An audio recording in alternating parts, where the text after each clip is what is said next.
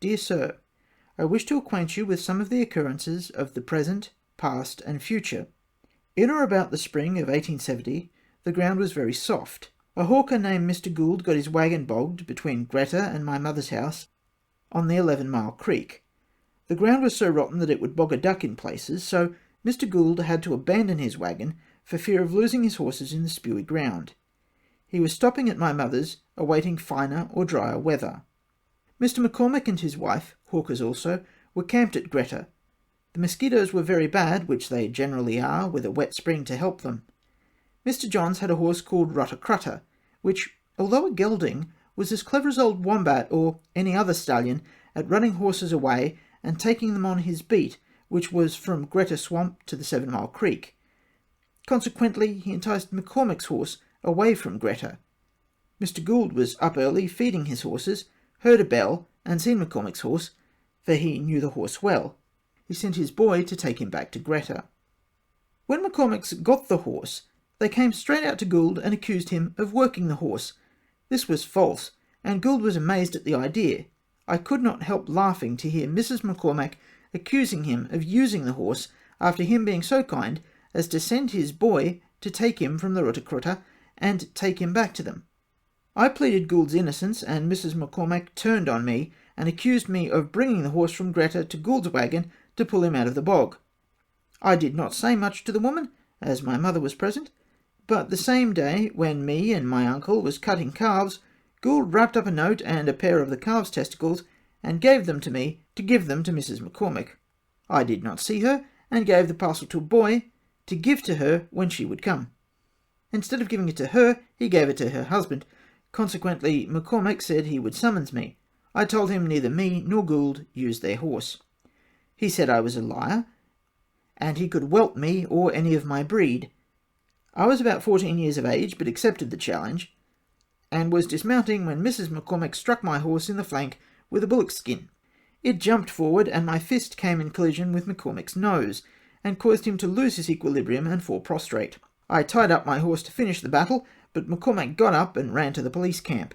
Constable Hall asked me what the row was about. I told him they accused me and Gould of using their horse, and I hit him, and would do the same to him if he challenged me. McCormack pulled me and swore their lies against me. I was sentenced to 3 months for hitting him, and 3 months for the parcel, and bound to keep the peace for 12 months. Mrs. McCormack gave good substantial evidence, as she is well acquainted with that place called Tasmania, better known as the Dervin or Van Diemen's Land, and McCormack being a policeman over the convicts and women, being scarce released from that land of bondage and tyranny. They came to Victoria, and are at present residents of Greta.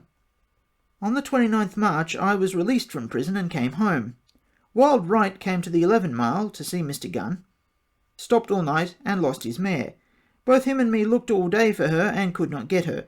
Wright, who was a stranger to me, was in a hurry to get back to Mansfield, and I gave him another mare, and he told me, if I found his mare, to keep her until he brought mine back. I was going to Wangaratta, and saw the mare, and I caught her, and took her with me. All the police and Detective Beryl seen her, as Martin's girls used to ride her about the town during several days that I stopped at Peter Martin's Star Hotel in Wangaratta. She was a chestnut mare, white-faced, dock-tail, very remarkably branded, (M), as plain as the hands on a town clock, the property of a telegraph master in Mansfield. He lost her on the 6th, and gazetted her on the 12th of March. I was a prisoner in Beechworth Gaol until the 29th of March, therefore I could not have stole the mare. I was riding the mare through Greta. Constable Hall came to me and said he wanted me to sign some papers that I did not sign at Beechworth concerning my bail bonds. I thought it was the truth. He said the papers was at the barracks, and I had no idea that he wanted to arrest me, or I would have quietly rode away instead of going to the barracks. I was getting off when Hall caught hold of me and thought to throw me, but made a mistake and came on the broad of his back himself in the dust. The mare galloped away, and instead of me putting my foot on Hall's neck and taking his revolver and putting him in the lock-up, I tried to catch the mare. Hall got up and snapped 3 or 4 caps at me, and would have shot me, but the Colt's patent refused. This is well known in Greta.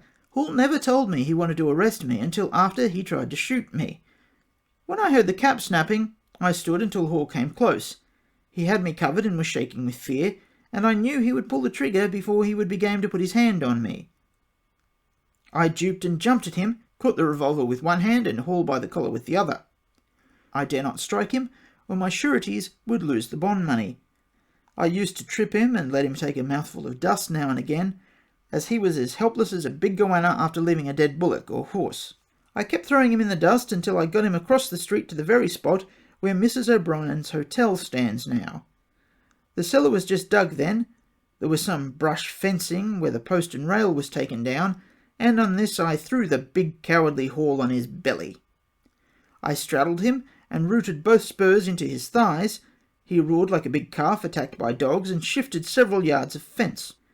I got his hands at the back of his neck and tried to make him let the revolver go, but he stuck to it like grim death to a dead volunteer. He called for assistance to a man named Cohen, and Thomas Barnett, Lewis, Thompson, Jewett, and 2 blacksmiths who was looking on. I dare not strike any of them, as I was bound to keep the peace, or I could have spread those curs like dung in a paddock. They got ropes, tied my hands and feet, and Hall beat me over the head with his 6-chambered Colt's revolver. 9 stitches were put in some of the cuts by Dr. Hastings. And when Wildwright and my mother came, they could trace us across the street by the blood in the dust, and which spoiled the lustre of the paint on the gatepost of the barracks. Hall sent for more police and Dr. Hastings. Next morning I was handcuffed, a rope tied from them to my legs and to the seat of the cart, and taken to Wangaratta. Hall was frightened I would throw him out of the cart, so he tied me, whilst Constable Arthur laughed at his cowardice, for it was he who escorted me and Hall to Wangaratta. I was tried and committed, as Hall swore I claimed the mare. The doctor died, or he would have proved Hall a perjurer. Hall has been tried several times for perjury, but got clear, as this is no crime in the police force. It is a credit to a policeman to convict an innocent man, but any mutt can pot a guilty one. Hall's character is well known about El Dorado and Snowy Creek, and Hall was considerably in debt to Mr. L. O'Brien, and he was going to leave Greta. Mr. O'Brien seen no other chance of getting his money, so there was a subscription collected for Hall. With the aid of this money, he got James Murdoch, who was recently hung in Wagga Wagga, to give false evidence against me, but I was acquitted on the charge of horse stealing. On Hall and Murdoch's evidence, I was found guilty of receiving, and got 3 years' experience in Beechworth and Pentridge's dungeons. This is the only charge ever proved against me. Therefore I can say I never was convicted of horse or cattle stealing. My brother Dan was never charged with assaulting a woman, but he was sentenced to 3 months without the option of a fine, and 1 month and £2 fine for damaging property by Mr. Butler, PM. A sentence there is no law to uphold. Therefore the Minister of Justice neglected his duty in that case, but there never was such a thing as justice in the English laws, but any amount of injustice to be had. Out of over 30 head of the very best horses the land could produce, I could find only 1 when I got my liberty. Constable Flood stole and sold most of them to the navvies on the railway line. 1 bay cob he stole and sold 4 different times. The line was completed and the men all gone when I came out, and Flood was shifted to Oxley. He carried on the same game there. All the stray horses that was any time without an owner, and not in the Police Gazette, Flood used to claim. He was doing a good trade at Oxley until Mr. Brown of the Laceby station got him shifted, as he was always running his horses about. Flood is different to Sergeant Steele, Strachan, Hall, and most of the police, as they've got to hire cads, and if they fail the police are quite helpless, but Flood can make a cheque single-handed. He is the greatest horse stealer, with the exception of myself and George King, I know of. I never worked on a farm. A horse and saddle was never traced to me after leaving employment. Since February 1873, I worked as a faller at Mr. J. Saunders and Mr. R. Rule's sawmills, then for Heach and Duckendorf. I never worked for less than £2.10 a week since I left Pentridge, and in 1875 or 1876 I was overseer for Saunders and Rule, Burke's Waterhole sawmills in Victoria. Since then I was on the King's River. During my stay there I ran in a wild bull, which I gave to Literature, a farmer. He sold it to Carr, a publican and butcher, who killed him for beef. Some time afterwards I was blamed for stealing this bull from James Whitty of Boggy Creek. I asked Whitty on Oxley Racecourse why he blamed me for stealing his bull. He said he had found his bull and never blamed me, but his son-in-law Farrell told him he heard I sold the bull to Carr. Not long afterwards I heard again I was blamed for stealing a mob of calves from Whitty and Farrell, which I never knew nothing about.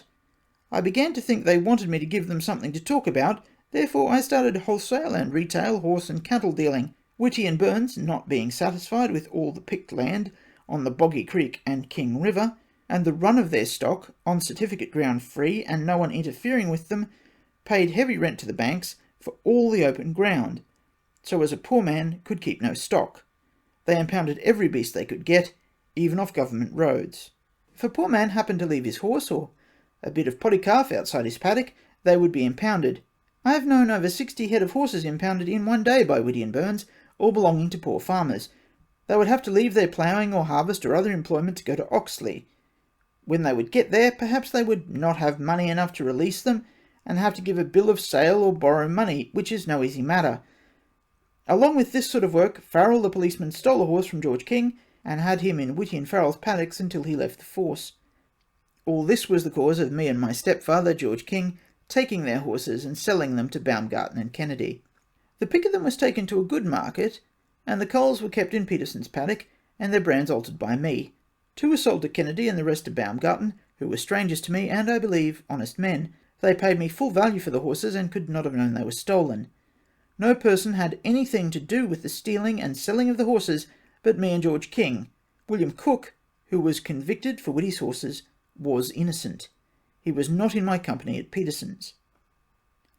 But it is not the place of the police to convict guilty men, as it is by them they get their living. Had the right parties been convicted, it would have been a bad job for the police, as Berry would have sacked a great many of them.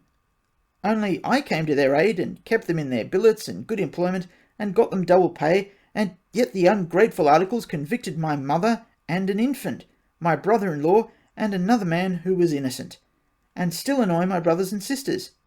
The ignorant unicorns even threaten to shoot myself, but as soon as I am dead, they will be heels up in the Maru. There will be no more police required. They will be sacked and supplanted by soldiers on low pay in the towns, and special constables made of some of the farmers to make up for this double pay and expense. It will pay the government to give those people who are suffering innocence, justice, and liberty. If not, I will be compelled to show some colonial stratagem which will open the eyes of not only the Victorian police and inhabitants, but also the whole British army. No doubt they will acknowledge their hounds were barking at the wrong stump, and that Fitzpatrick will be the cause of greater slaughter to the Union Jack than St. Patrick was to the snakes and toads in Ireland. The Queen of England was as guilty as Baumgarten and Kennedy, Williamson and Skillion, of what they were convicted for. When the horses were found on the Murray River, I wrote a letter to Mr. Swanhill of Lake Rowan to acquaint the auctioneer and to advertise my horses for sale. I bought some of them to that place, but did not sell. I sold some of them in Benalla, Melbourne, and other places, and left the colony and became a rambling gambler.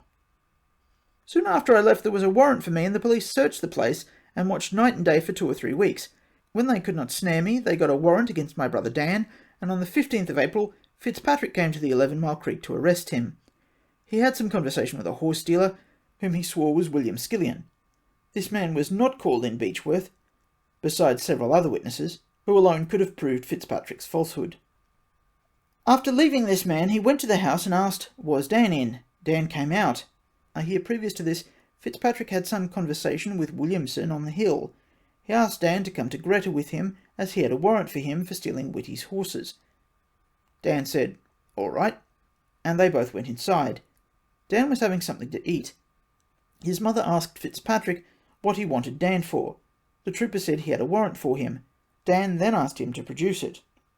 He said it was only a telegram sent from Chiltern, but Sergeant Whelan had ordered him to relieve Steele at Greta, and call and arrest Dan, and take him to Wangaratta the next morning, and get him remanded.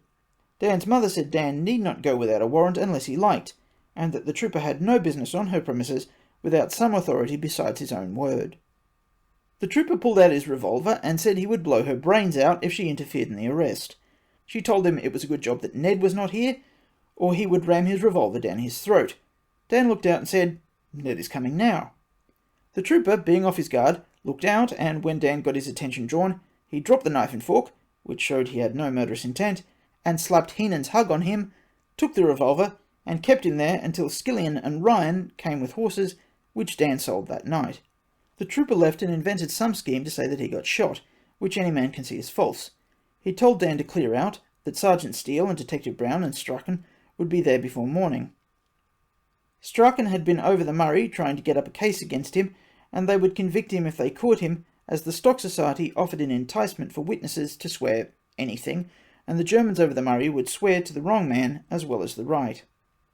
Next day Williamson and my mother was arrested, and Skillion the day after, who was not there at all at the time of the row, which can be proved by 8 or 9 witnesses.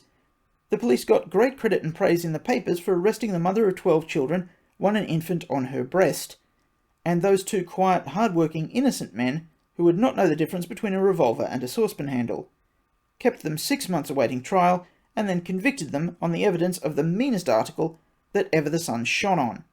It seems that the jury was well chosen by the police, as there was a discharged sergeant amongst them, which is contrary to law. They thought it impossible for a policeman to swear a lie, but I can assure them that it is by that means, and hiring cads, they got promoted. I have heard from a trooper that he never knew Fitzpatrick to be one night sober, and that he sold his sister to a Chinaman, but he looks a young, strapping, rather genteel man, more fit to be a starcher to a laundress than a policeman, for, to the keen observer, he has the wrong appearance for a manly heart. The deceit and cowardice is too plain to be seen in the puny, cabbage-hearted looking face. I heard nothing of this transaction until very close on the trial, I being then over 400 miles from Greta. I heard I was outlawed, and £100 reward for me for shooting a trooper in Victoria, and £100 for any man that could prove a conviction of horse stealing against me, so I came back to Victoria. I knew I would get no justice if I gave myself up. I inquired after my brother Dan, and found him digging on Bullock Creek. I heard how the police used to be blowing that they would not ask me to stand, they would shoot me first and then cry surrender, and how they used to rush into the house and upset all the milk dishes, break tins of eggs, empty the flour out of the bags onto the ground, and even the meat out of the cask, and destroy all the provisions, and shove the girls in front of them into the rooms like dogs, so as if anyone was in there they would shoot the girls first. But they knew well I was not there, or I would have scattered their blood and brains like rain. I would manure the 11 Mile with their bloated carcasses, and yet, remember, there is not one drop of murderous blood in my veins. Sergeant Smith used to say to my sisters, "See all the men I have out today? I will have as many more tomorrow, and we will blow him into pieces as small as the paper that is in our guns." Detective Ward and Constable Hayes took out their revolvers and threatened to shoot the girls and children in Mrs. Skillion's absence. The greatest ruffians and murderers, no matter how depraved, would not be guilt of such a cowardly action. This sort of cruelty and disgraceful and cowardly conduct to my brothers and sisters who had no protection, coupled with the conviction of my mother and those men, certainly made my blood boil. I don't think there is a man born who could have the patience to suffer it as long as I did, or even allow his blood to get cold while such insults as these were unavenged. Yet in every paper that is printed, I am called the blackest and coldest-blooded murderer ever on record, but if I hear any more of it, I will not exactly show them what cold-blooded murder is, but wholesale and retail slaughter, something different to shooting 3 troopers in self-defence and robbing a bank. I would have been rather hot-blooded to throw down my rifle and let them shoot me and my innocent brother. They were not satisfied with frightening my sisters night and day, and destroying their provisions, and lagging my mother and infant, and those innocent men, but should follow me and my brother into the wilds, where he had been quietly digging, neither molesting or interfering with anyone. He was making good wages, as the creek is very rich within half a mile from where I shot Kennedy. I was not there long, and on the 25th of October I came on police tracks between Tabletop and the bogs. I crossed them, and returning in the evening, I came on a different set of tracks, making for the shingle hut. I went to our camp and told my brother and his 2 mates. Me and my brother went and found their camp at the shingle hut, about a mile from my brother's house. We saw they carried long firearms, and we knew our doom was sealed if we could not beat those before the others would come. I knew the other party of police would soon join them, and if they came on us at our camp, they would shoot us down like dogs at our work, as we had only 2 guns. We thought it best to try and bail these 2 up, take their firearms and ammunition and horses, and we could stand a chance with the rest. We approached the spring, as close as we could get to the camp, as the intervening space being clear ground and no battery. We saw 2 men at the logs. They got up, and one took a double-barrelled fowling piece and fetched a horse down and hobbled him at the tent. We thought there were more men in the tent asleep, those outside being on sentry. We could have shot those 2 men without speaking, but not wishing to take their lives, we waited. McIntyre laid his gun against a stump, and Lonergan sat on a log. I advanced, my brother Dan keeping McIntyre covered, which he took to be Constable Flood, and had he not obeyed my orders, or attempted to reach for the gun or draw his revolver, he would have been shot dead. When I called on them to throw up their hands, McIntyre obeyed, and Lonergan ran some 6 or 7 yards to a battery of logs, instead of dropping behind the one he was sitting on. He had just got to the logs, and put his head up to take aim, when I shot him that instant, or he would have shot me, as I took him for Strachan, the man who said he would not ask me to stand, but would shoot me first like a dog. But it happened to be Lonergan, the man who, in company with Sergeant Whelan, Fitzpatrick and King the bootmaker, and Constable O'Day, tried to put a pair of handcuffs on me in Benalla, but could not, and had to allow McInnes, the miller, to put them on. Previous to Fitzpatrick swearing he was shot, I was fined £2 for hitting Fitzpatrick, and £2 for not allowing 5 curs like Sergeant Whelan, O'Day, Fitzpatrick, King and Lonergan, who caught me by the privates and would have sent me to Kingdom Come only I was not ready, to arrest me. Here's the man that blowed before he left Violet Town that if Ned Kelly was to be shot, he was the man would shoot him. No doubt he would shoot me, even if I drew up my arms and laid down, as he knew 4 of them could not arrest me single-handed, not to talk of the rest of my mates. Either he or me would have to die. This he knew well, therefore he had a right to keep out of my road. Fitzpatrick is the only one I hit out of the 5 in Benalla. This shows my feeling towards him, as he said we were good friends, and even swore it. But he was the biggest enemy I had in the country, with the exception of Lonergan, and he can be thankful I was not there when he took a revolver and threatened to shoot my mother in her own house. It is not true I fired 3 shots and missed him at 1.5 yards. I don't think I would use a revolver to shoot a man like him when I was within 1.5 yards of him, or attempt to fire into a house where my mother, brothers and sisters was, and according to Fitzpatrick's statement, all around him. A man that is such a bad shot as to miss a man 3 times at 1.5 yards would never attempt to fire into a house, among a house full of women and children, while I had a pair of arms and a bunch of 5s at the end of them. They never failed to peg out anything they came in contact with, and Fitzpatrick knew the weight of one of them only too well, as it run up against him once in Benalla, and cost me £2 odd, as he is very subject to fainting. As soon as I shot Lonergan, he jumped up and staggered some distance from the logs, with his hands raised, and then fell. He surrendered, but too late. I asked McIntyre who was in the tent. He replied, no one. I advanced and took possession of their 2 revolvers and fowling piece, which I loaded with bullets instead of shot. I asked McIntyre where his mates were. He said they'd gone down the creek, and he did not expect them that night. He asked me if I was going to shoot him and his mates.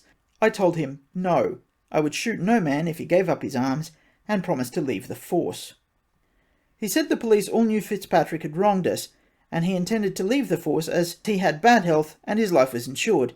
He told me that he intended going home, and that Kennedy and Scanlon were out looking for our camp, and also about the other police. He told me the New South Wales police had shot a man for shooting Sergeant Walling.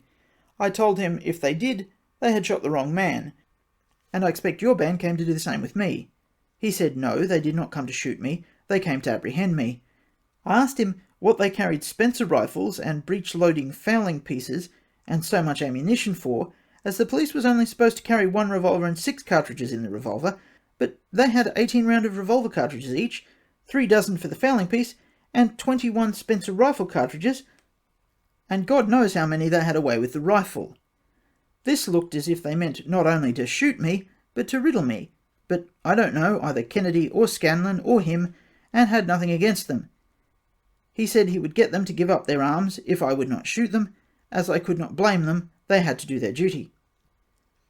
I said I did not blame them for doing honest duty, but I could not suffer them blowing me to pieces in my own native land. If they knew Fitzpatrick wronged us, why not make it public and convict him? But no, they would rather riddle poor unfortunate Creoles. But, They will rue the day ever Fitzpatrick got among them. Our two mates came over when they heard the shot fired, but went back again for fear the police might come to our camp while we were all away and manure Bullock Flat with us on arrival. I stopped at the logs, and Dan went back to the spring for fear the troopers would come in that way, but I soon heard them coming up the creek. I told McIntyre to tell them to give up their arms. He spoke to Kennedy, who was some distance in front of Scanlon. He reached for his revolver and jumped off on the off side of his horse and got behind a tree. When I called on them to throw up their arms, Scanlon, who carried the rifle, slewed his horse around to gallop away, but the horse would not go, and as quick as thought fired at me with the rifle without unslinging it, and was in the act of firing again when I had to shoot him, and he fell from his horse. I could have shot them without speaking, but their lives was no good to me. McIntyre jumped on Kennedy's horse, and I allowed him to go, as I did not like to shoot him after he surrendered. Or I would have shot him, as he was between me and Kennedy. Therefore I could not shoot Kennedy without shooting him first. Kennedy kept firing from behind the tree. My brother Dan advanced, and Kennedy ran. I followed him. He stopped behind another tree and fired again. I shot him in the armpit, and he dropped his revolver and ran. I fired again with the gun as he slewed around to surrender. I did not know he had dropped the revolver. The bullet passed through the right side of his chest, and he could not live, or I would have let him go. Had they been my own brothers, I could not help shooting them, or else let them shoot me, which they would have done had their bullets been directed as they intended them. But as for handcuffing Kennedy to a tree, or cutting his ear off, or brutally treating any of them, is a falsehood.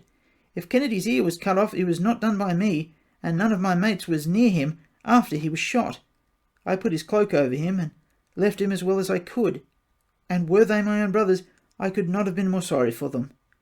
This cannot be called wilful murder, for I was compelled to shoot them, or lie down and let them shoot me. It would not be wilful murder if they packed our remains in, shattered into a mass of animated gore, to Mansfield.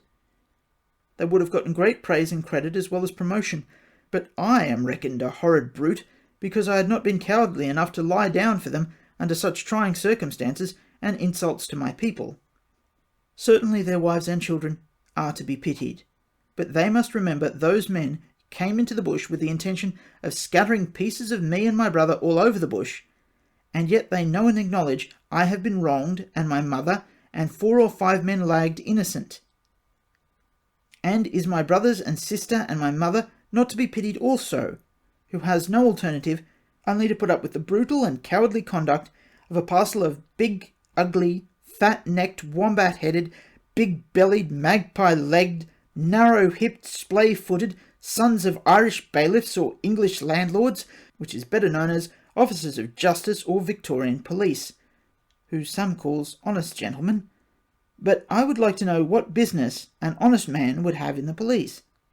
As it is an old saying, it takes a rogue to catch a rogue, and a man that knows nothing about roguery would never enter the force and take an oath to arrest brother, sister, father or mother if required, and have a case and conviction if possible.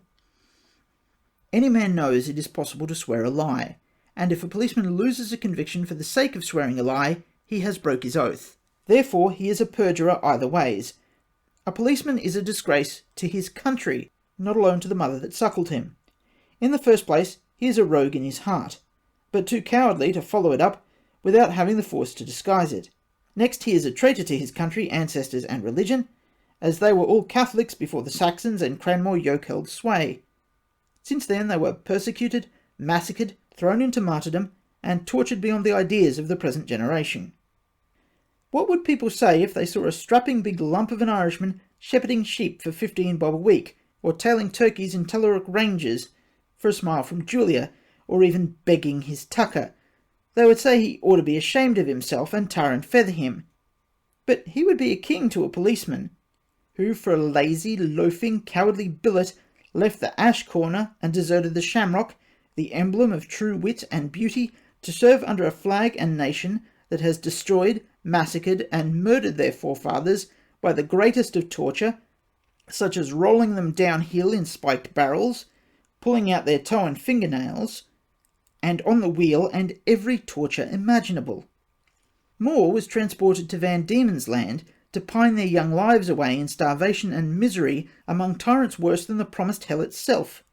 All of true blood, bone, and beauty that was not murdered on their own soil, or had fled to America, or other countries to bloom again another day were doomed to Port Macquarie, Toongabbie, Norfolk Island, and Emu Plains, and in those places of tyranny and condemnation many a blooming Irishman, rather than subdue to the Saxon yoke, were flogged to death, and bravely died in servile chains, but true to the shamrock, and a credit to Paddy's land.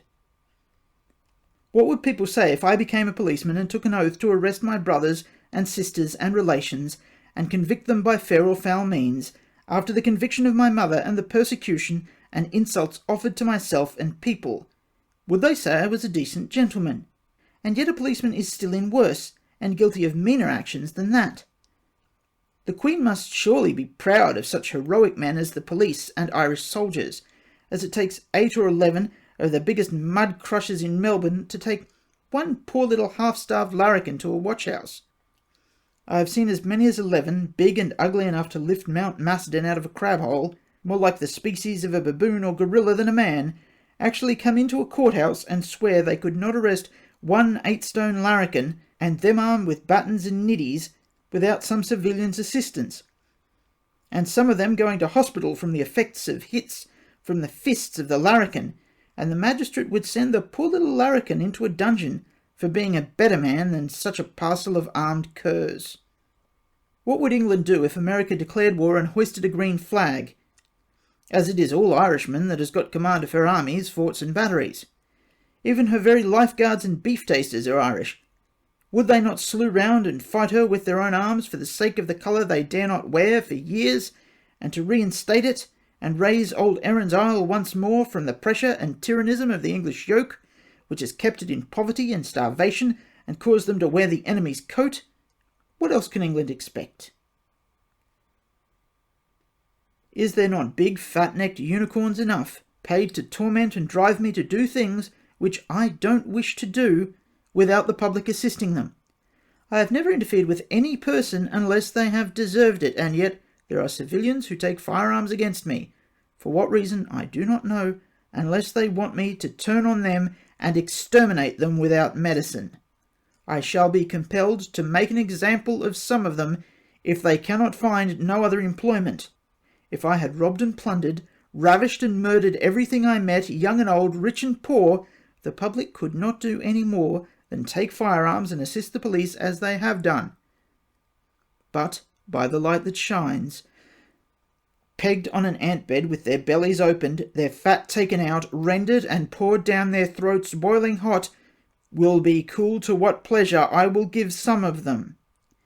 Any person aiding or harbouring or assisting the police in any way whatever, or employing any person whom they know to be a detective or cad, or those who would be so depraved as to take blood money, will be outlawed and declared unfit to be allowed human burial, their property either consumed or confiscated, and them, theirs, and all belonging to them exterminated off the face of the earth.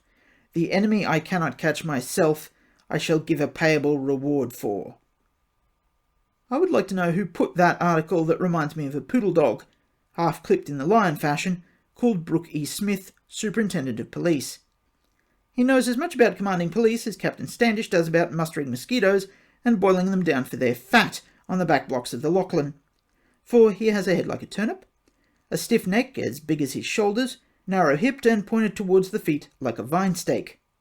If there is anyone to be called a murderer regarding Kennedy, Scanlon and Lonergan, it is that misplaced poodle. He gets as much pay as a dozen good troopers, if there is any good in them, and what does he do for it? He cannot look behind him without turning his whole frame. It takes 3 or 4 police to keep sentry while he sleeps in Wangaratta for fear of body snatchers. Do they think he is a superior animal to the men that has to guard him?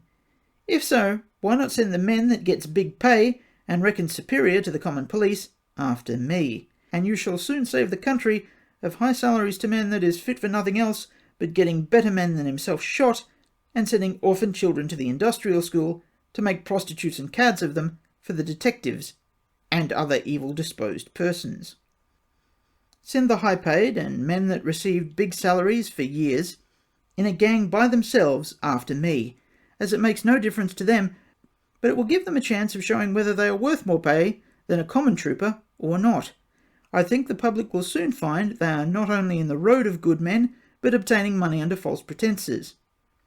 I do not call McIntyre a coward, for I reckon he is as game a man as wears the jacket, as he had the presence of mind to know his position directly he was spoken to, and only foolishness to disobey. It was cowardice that made Lonergan and the others fight. It is only foolhardiness to disobey an outlaw, as any policeman, or any other man who do not throw up their arms directly as I call on them, knows the consequences, which is a speedy dispatch to kingdom come.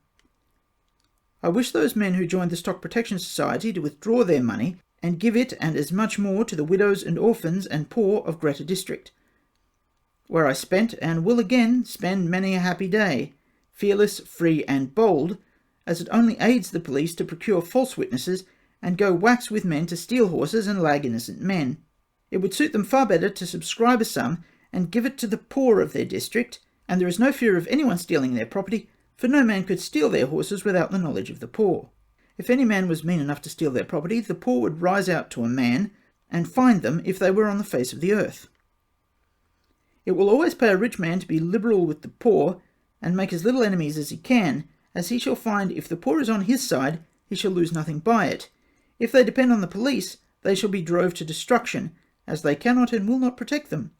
If duffing and bushranging were abolished, the police would have to cadge for their living. I speak from experiences. I have sold horses and cattle innumerable, and yet 8 head of culls is all ever was found. I never was interfered with, whilst I kept up this successful trade. I give fair warning to all those who has reason to fear me to sell out and give £10 out of every 100 towards the Widow and Orphan Fund, and do not attempt to reside in Victoria but as short a time as possible after reading this notice. Neglect this and abide by the consequences, which shall be worse than the rust in the wheat in Victoria, or the drought of a dry season to the grasshoppers in New South Wales.